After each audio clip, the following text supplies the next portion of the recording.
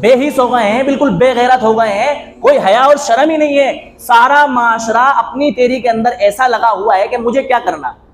یہ اتنی خطرناک ذہنیت ہے، اس نے جو ہے نا ہمارا اثر و رسوخ ختم کر دیا کہ مجھے کیا کرنا. ہم جو ہے نا سب ساری مسلم قوم اور سارا مسلم طبقہ ہم ایک بدن کی طرح ہیں. ہمارے اگر کسی ایک انسان کو نقصان پہنچتا ہے تو سارے لوگوں کو ہمیں بے چین اور بے تاب ہو جانا چاہیے. ہم اپنی تیری میں اپنی فکر میں لگے، میرا بھلا ہو جائے، میرے بچوں کا بھلا ہو جائے، بس مجھے اپنے بھائی کی بھی فکر نہیں ہے. یہ ہمارے معاشرے کا اور ہماری قوم کا حال ہو گیا. تو تعلیم کو بہتر بنانے کے لیے سب سے پہلی ذمہ داری حکومت کی بنتی ہے کہ حکومت سرکاری اداروں اور سرکاری اسکولوں کا نظام تعلیم بہتر کرے، سختی کرے وہاں کے لوگوں پر.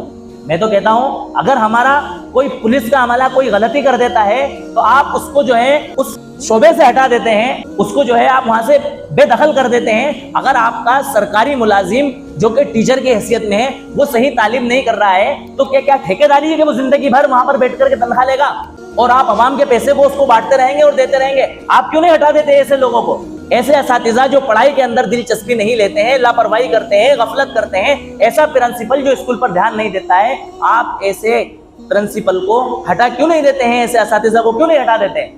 دوسرا، جو پرائیویٹ اسکول چلتے ہیں ان پرائیویٹ اسکولوں پر بھی حکومت کی یہ ذمہ داری بنتی ہے کہ شکنجہ کسے، سارے لوگوں کو تعلیم یافتہ بنانا اور تعلیم کی مہم چلانا.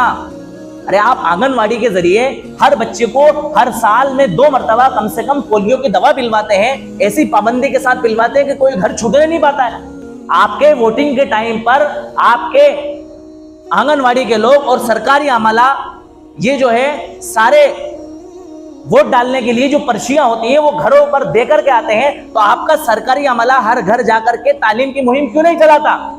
کیوں نہیں پوچھتا کہ آپ کے گھر میں کتنے بچے ہیں، پڑھنے جاتے ہیں کہ نہیں جاتے ہیں، کیوں نہیں جاتے ہیں، کیا مجبوریاں ہیں آپ کی؟ میں کہتا ہوں اگر گورنمنٹ کسی کی ذمہ داری لینے کی ضرورت نہیں ہے، صرف حکومت اگر اس بات کی ذمہ داری لے لے تو کوئی بچہ ہمارا غیر تعلیم یافتہ نہیں رہ سکتا، ان پڑھ نہیں رہ سکتا، بغیر پڑھا لکھا نہیں رہ سکتا.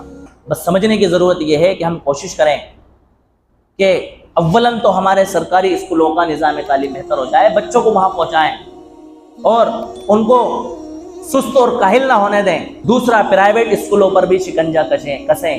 جہاں جہاں ہمارے بچے پڑھتے ہیں ہم آواز اٹھانا سیکھیں. ضروری نہیں ہے کسی کی ٹھیکیداری نہیں ہے. اگر کوئی اسکول والا ہماری بات سے سہمت نہیں ہے ہم اپنے بچوں کو وہاں سے نکال لیں. بہت سارے اسکول پڑے ہوئے ہیں. بہرحال جتنی باتیں میں نے آپ کے سامنے کہی ہیں یہ باتیں قوم کے لیے، معاشرے کے لیے، ملک کے لیے ایک درد میں، ایک کڑھن میں، ایک اپناپن دکھاتے ہوئے، ایک جو کمی معاشرے میں، ملک میں، سماج میں، قوم میں محسوس ہو رہی ہے اس کمی کو اجاگر کرتے ہوئے کہی ہے. اللہ تعالی ہم سب کو ان باتوں پر عمل کرنے کی توفیق نصیب فرمائے.